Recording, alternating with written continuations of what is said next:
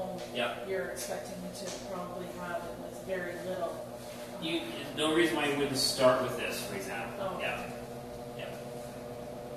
And if you started with like way too little restriction, or way too much restriction, would your fan just start going nuts and you'd have to turn it off? Or is it damage anything? No, it's not going to be that much of a problem. If you start with way too much restriction, what would happen is the fan would just keep ramping up and just max out. And it would sound like it basically would go nuts trying to do that. It's usually I try and overshoot and then come back to it.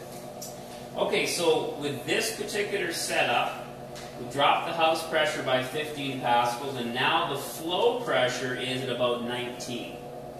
So i.e. the flow pressure is higher than the house pressure. So this looks like it's going to be the right place for me to work with. Now, incidentally, and this can be very, very useful when you're doing your first few houses, and, man, how do I know if I've got valid readings? Usually you can take a valid set of readings with two different restrictor plate settings.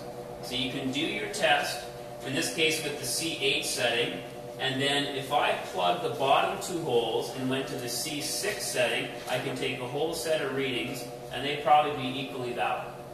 What have I done? I've restricted it a bit more, so when I take those readings, maybe I can't drop the house pressure as much, but the flow pressure will be even higher than when I take it with this setting.